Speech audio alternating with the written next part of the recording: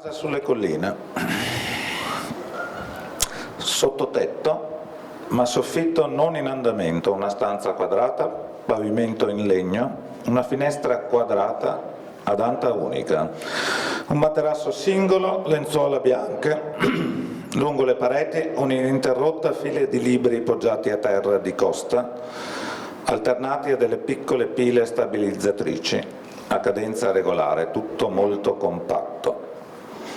Muri, pavimento, soffitto, telaio, accuratamente scrostati e passati con carta vetrata, su tutto un sottile strato di polvere. Sul muro una fitta scrittura che bruscamente si interrompe. Marzo-aprile, pomeriggio verso le 4.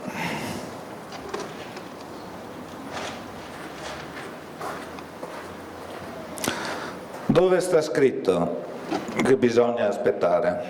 Niente quadri alle pareti, via i quadri dalle pareti, via tutti quei disgustosi piatti in ceramica, le pentole di rame battuto, via quelle perverse foto che ha raccolto negli anni, di cui aveva addirittura fatto fare degli insopportabili ingrandimenti per poi incorniciarli e appenderli al muro.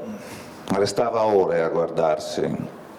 16 anni, diceva, Dio, com'ero bello. Finiscila, gli dicevo, non ti sopporto quando fai così. È molto più bello che in quelle foto del cazzo, questo è sicuro. Se so cos'è la bellezza, lo devo a lui, quello che significa.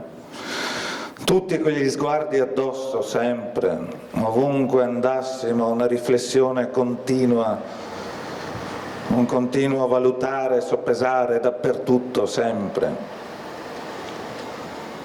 Lo percepivo ovunque, nei gesti, nei toni di voce, nell'irrigidirsi di un corpo. Lui sapeva tutto, naturalmente. Una parola che non si dovrebbe mai dire, naturalmente. Naturalmente un cazzo, gli dicevo, i tuoi cosiddetti amici non hanno niente di naturale. Non capiscono, e allora cosa c'è da capire? Beh, diceva, se fossi tu a essere giovane sarebbe tutto più semplice, ricco uomo maturo, mantiene, giovane scrittore squattrinato, sarebbe nella norma, ma così, giovane uomo mantiene maturo scrittore che non scrive, non capiscono, non possono, e sorrideva. Giovane.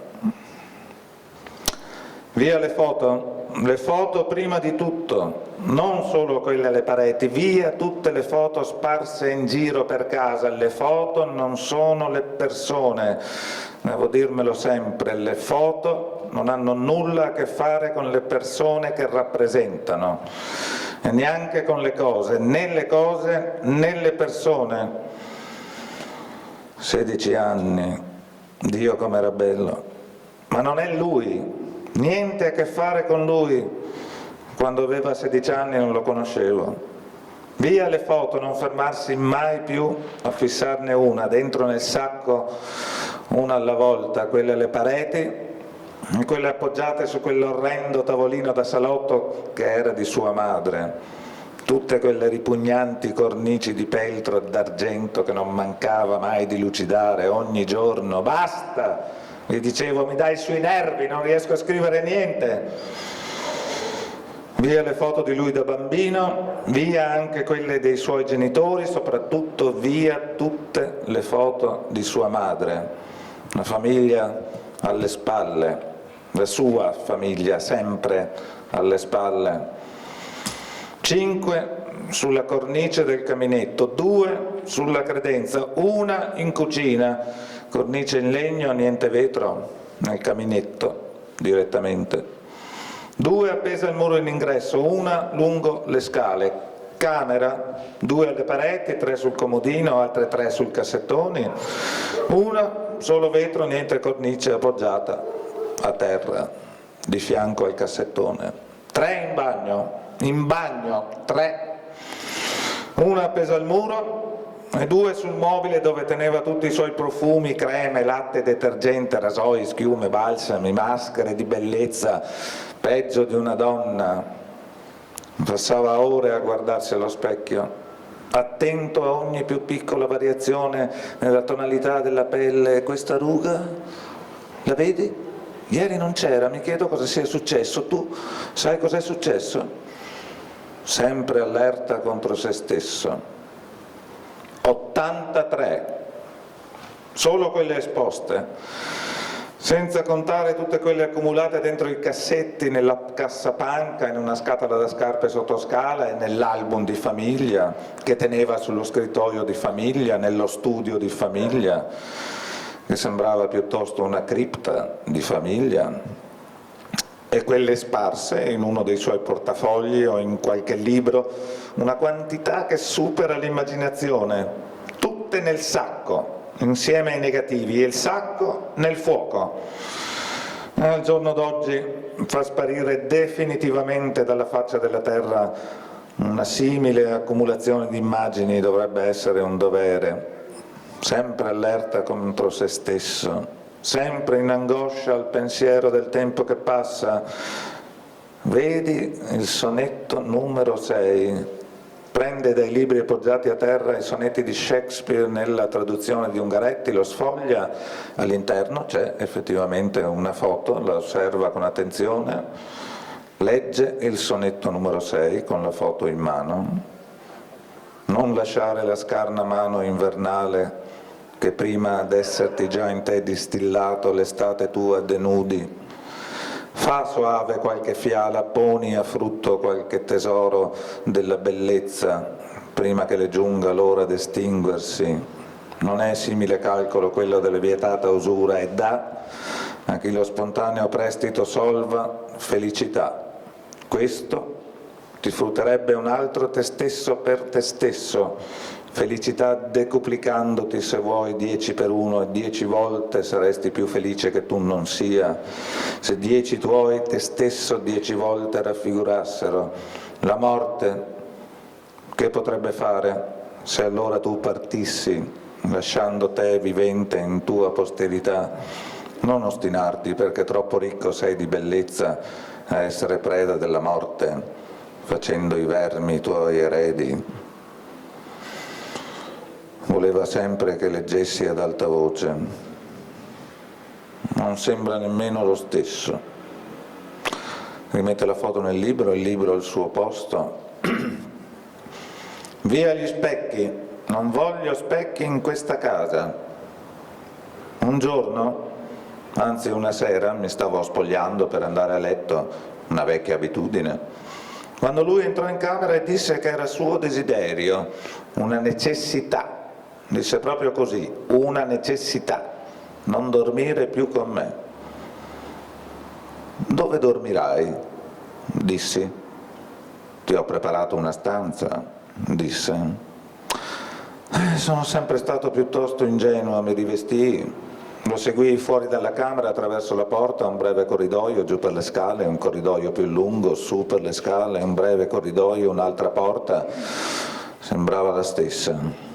Mai riuscito a orientarmi. Troppo grande, gli dicevo. Ma cosa ci serve una casa così grande? Perché non la vendi?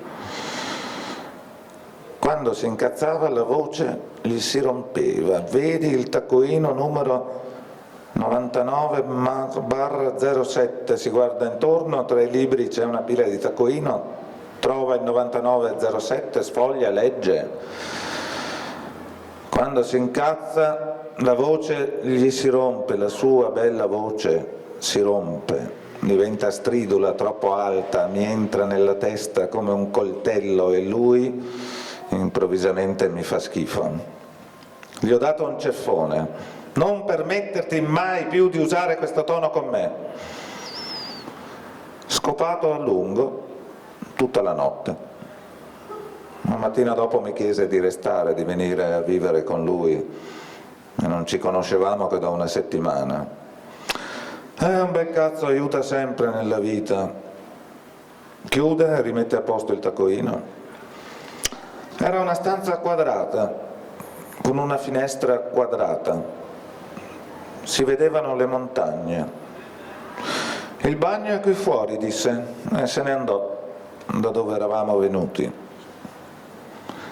Restai in piedi a guardare le montagne, cercando di penetrare in valli che da quella distanza potevo solo intuire, che esistevano solo nella mia immaginazione, ma che importa, visto che esistevano, e così camminai a lungo per le montagne, fino a notte. Allora mi fermai, mentre mi stavo inoltrando per una di quelle valli di un verde mai esistito. Forse ero stanco, pensai a lui e che ero solo, e che era impossibile che fosse giusto così. Mi accomodai il meglio possibile sul terreno soffice, al riparo di un albero amico, e da dietro le spalle mi rambirono rimorsi, tristi ricordi e accuse di ogni genere, infedeltà, dispetto, falsità, perfidia, odio, una quantità di violente scenate, desideri sfrenati, incontrollata passione. Chiusi gli occhi. In una successione di scene intensamente drammatiche la vita d'un tempo mi scorse dinanzi, vidi chiare tutte le mie debolezze, le infinite cattiverie, la mancanza d'amore. In l'onda dei miei pensieri salì fino a riempirmi di tristezza. Vicino scorreva un ruscello. Niente come il rumore dell'acqua che scorre mi concilia il sonno, che arrivò veloce e mi colse, neanche fossi un fiore. Ma il sonno è così, arriva, ti coglie, ma non è male essere colti, dimenticarsi. Un romanticismo, peste della letteratura. Dopo ogni notte arriva un giorno. Le tende le avevo tolte subito, visto che lui le aveva lasciate. Mai potute sopportare le tende alle finestre, neanche accostate o tirate su, dipende dal tipo di tende. Ogni 2 giorni mi rado. Come specchio uso la parte interna del coperchio di una scatola di latta, da quando non ci sono più gli specchi. E lo stesso mi sembra di vederlo mentre mi guarda dandomi le spalle, seduto lì, incorniciato in quel rettangolo bianco, dove era lo specchio. Raschiare i muri, imbiancare non basta, non mi lascia tranquillo l'idea di imbiancare. Chi mi dice che non continuerò a vederli tutti quegli spaventosi rettangoli bianchi e quadrati bianchi e cerchi bianchi e quel trapezio bianco proprio lì dove c'era quell'orrenda credenza del Settecento che gli piaceva tanto, ombre, solo ombre, nessuna profondità, ma dure a morire, lentamente si fanno strada e riemergono esattamente dove erano, esattamente dove sono. Sono queste le cose di cui la mia testa non riesce a liberarsi. Altre sono eliminate in tempo reale, non ne resta traccia, ma quelle ombre si stagliano così chiaramente. Non saprò mai con certezza se esistono davvero o se a vederle sono solo io. Che differenza fa? Non c'è più nessuno qui. Eppure se sono io questo potrei sopportarlo, ma se esistessero davvero... Raschiare i muri, il tempo che ci vuole, non un minuto di più. La luce cambia in un tempo molto breve, cadono le prime gocce di pioggia. Cerca tra i libri a pavimento i sillabari di Goffredo Parise, lo sfoglia, trova il racconto in oggetto, legge le righe sottolineate a matite. Nubi bianche come di fumo passano veloci sotto quelle grigie ad una seconda altezza ancora più alte, stanno quasi immobili altre nubi color del piombo, la luce nel cielo si abbassa. Guarda dalla finestra, rimette a posto il libro. Procedere con metodo, lentamente, una parete dopo l'altra, una stanza dopo l'altra, spostare quegli insopportabili mobili dalle pareti, coprirli con delle lenzuola bianche. Se solo penso a quanto è costata quell'assurda vetrina Biedermeier mi viene la nausea. La teneva relegata in un angolo.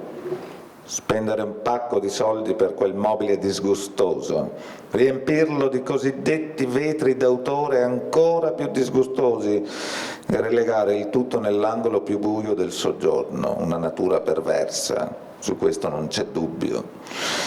Quella sua idea che la bellezza andasse castigata, là, diceva, in quell'angolo, è quello il suo posto, le cose belle vanno trattate male. Su questo siamo sempre andati d'accordo, su questo sì. Per giorni niente pensiero, solo il suono della carta vetrata sul muro, ritmo regolare, poche variazioni, vedi taccuino 07/01. Nel frattempo la pioggia si fa più intensa, cerca il taccuino, lo trova, sfoglia, legge. Stessa carta, stesso muro, stesso ritmo, eppure un suono per la mano destra, un suono completamente diverso per la mano sinistra.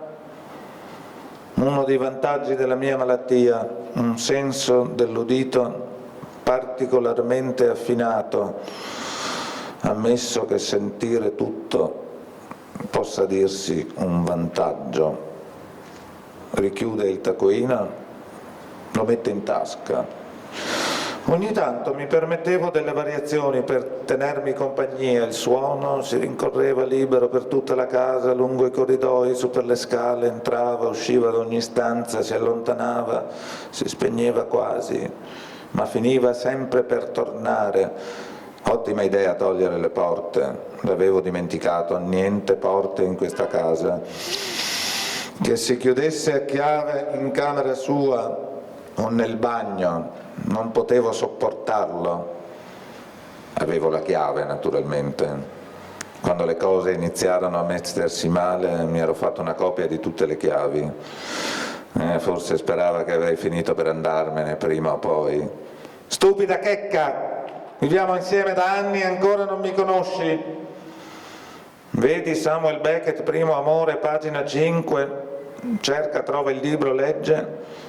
Dissi loro, tenete il denaro e lasciatemi vivere qui nella mia stanza, come quando era in vita papà. Aggiunsi che Dio lo abbia in gloria, nella speranza di intenerirli, ma essi rifiutarono. Rimette a posto il Beckett? Era una questione di principio. Sarei potuto rimanere anche tutta la vita, neanche col gas mi avrebbero tirato fuori. Lui era sconcertato. Non ti è mai piaciuta questa casa? Il giardino, non hai mai lavorato in giardino? Dicevi che ti sarebbe piaciuto e hai tagliato l'erba quante volte? Una volta, 2 volte? E ora vuoi restare? E non fai niente tutto il giorno, niente? E sembra che tu non abbia bisogno di nulla. Se ci pensi non ti servono neanche i tuoi libri, di certo non ti servo io. Abbiamo sbagliato tutto, dovevamo restare amanti fin dall'inizio, ho sbagliato tutto. E dopo questa piccola ouverture, ecco di nuovo le parole di troppo, quelli come lui non sanno mai quando devono fermarsi. Non si tratta di parole, le parole non valgono un cazzo. La voce gli si rompeva, quel suono stridulo, fastidioso, insistente. L'unica cosa che vogliamo è che smetta, ma la stronza non smette e non smetterà finché non avremo perso il controllo. Allora farà una lunga pausa drammatica e con l'altra sua voce ci metterà di fronte al nostro peggio. andarsene, chiudersi in camera, tapparsi le orecchie. Una goccia batte su qualcosa di metallico, tende l'orecchio, non individua la provenienza. Fece l'errore di seguirmi fin dentro la mia stanza. Non l'aveva mai fatto. A un certo punto il suo viso mi ricordò un viso di donna. Vedi il taccuino 07/1. Prende il taccuino dalla tasca, legge, sembrava improvvisamente invecchiato, sfigurato. Dei suoi occhi si vedeva solo il bianco, il colore della pelle, il suo odore, tutto in lei era cambiato. Una donna vecchia. Cos'è peggio? Rimette il taccuino in tasca. Da dove mi veniva tutta quella forza? Credevo di essere al massimo e invece mi resi conto che potevo stringere di più, e poi ancora di più. Lasciai la presa e indietreggiai fino ad appoggiarmi al muro. Avevo bisogno d'aria almeno quanto lui. Feci l'errore di aprire la finestra. Mi girai e rimasi a guardarlo, non si sa mai, mi dicevo, può essere che tra un momento mi chieda di scoparlo? Non sarebbe stata la prima volta. Ma non mi aveva mai seguito fin dentro la mia stanza e comunque, di solito, non avevo affatto bisogno di chiudermi nella mia stanza o di uscire di casa per rifugiarmi nel capanno degli attrezzi, quella specie di baracca che aveva costruito suo padre dove lui non osava entrare. Credo che fosse là dentro che il suo papà lo teneva sulle ginocchia. E d'altra parte essere tenuto sulle ginocchia a pancia in giù ed essere sculecciato in certi momenti niente poteva eccitarlo di più. Se sei tu è diverso, diceva, devi tenermi, lo capisci? Nessuno è mai riuscito a tenermi, ma tu devi tenermi, se mi lasci andare mi perderò.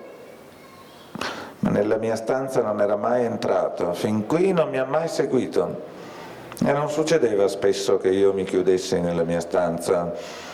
Ultimamente un po' più spesso, la terza volta solo questa settimana, e mi ha seguito fin dentro la mia stanza.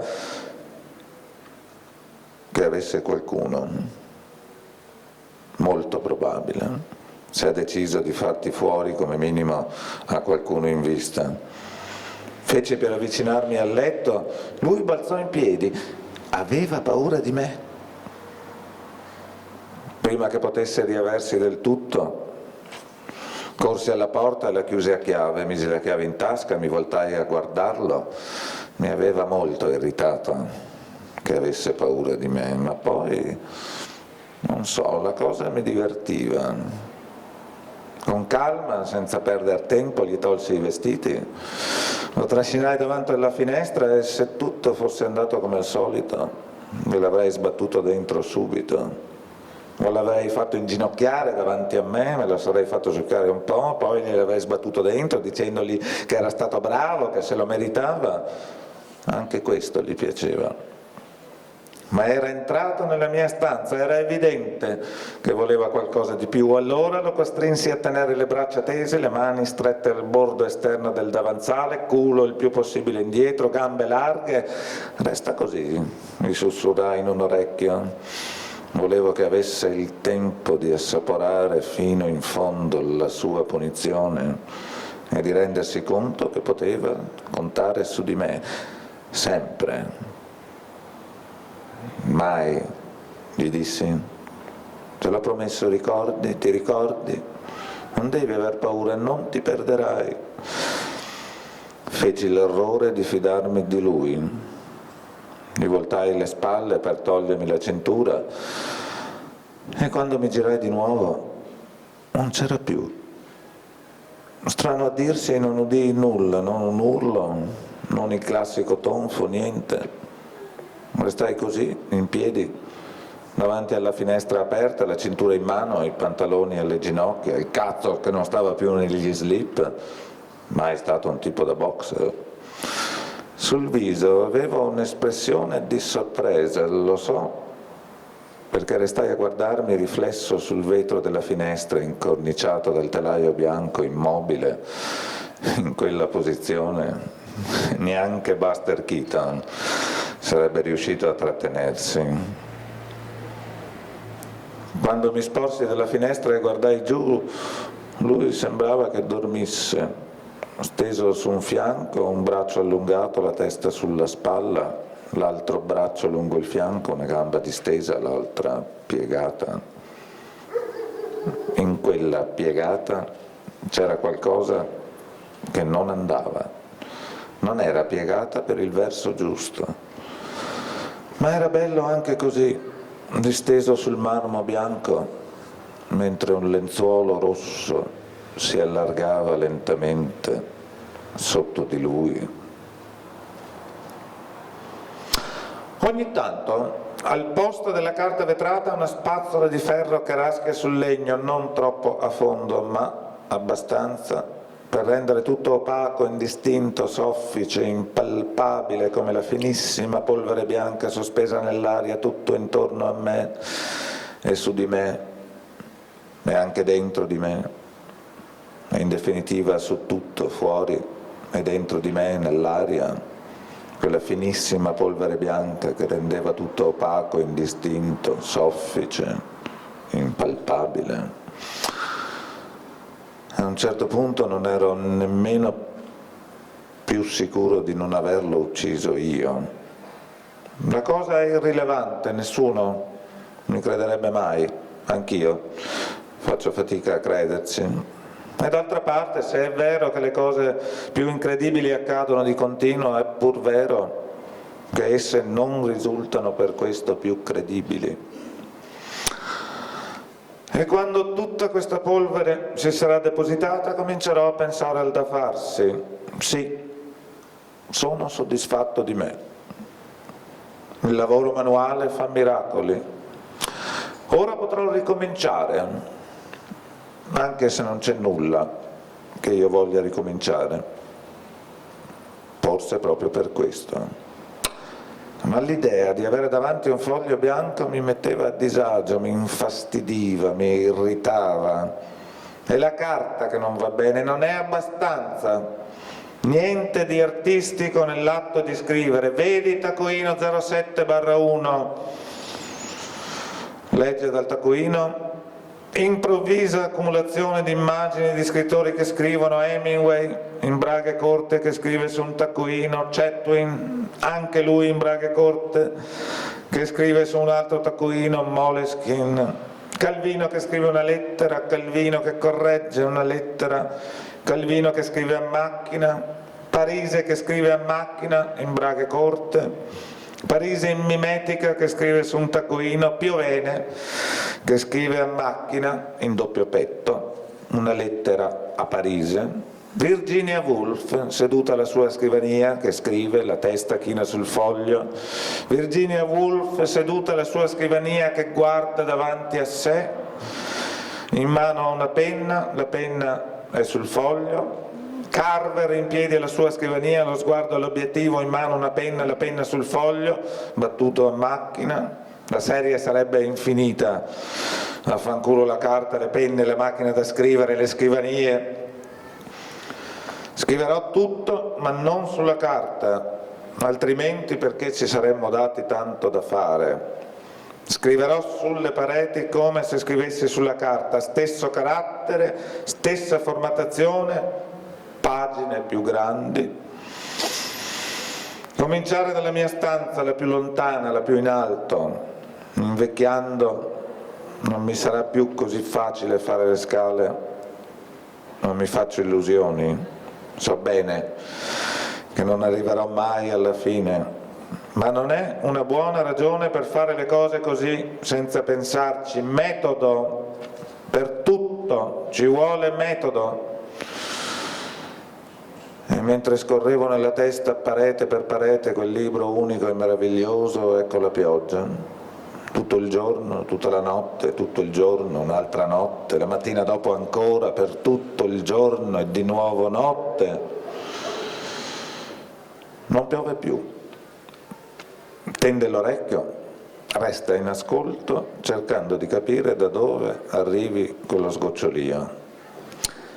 Niente più polvere nell'aria, niente più scuse, correre nella mia stanza, iniziare a scrivere. È mezzanotte, la pioggia batte sui vetri. Era mezzanotte, pioveva, ma non c'era un alito di vento. Quello che sentivo era piuttosto un gocciolare continuo, irregolare, fastidioso, insopportabile e vicino. Stupida checca, quante volte gli ho detto che le grondaie sono da cambiare? Hai fatto il latoniere per anni, diceva, perché non lo fai tu? Non fai niente tutto il giorno. Cercai di ignorarla, di isolarmi completamente applicando la tecnica estraniante, ma quella goccia mi batteva direttamente nella testa. Non fai niente, tutto il giorno, niente, per tutto il giorno, per tutto, niente, non fai niente, per tutto il giorno, niente. Basta! Legge dal taccuino. Rifare saldatura, grondaia, raccordo lato destro, forse sostituire pluviale, manca attrezzatura, sigillare provvisoriamente con silicone, tenendo il taccuino in mano si sporge dalla finestra, si sporge un po' di più, si sporge ancora un po' di più, buio, solo la goccia per circa 15 secondi.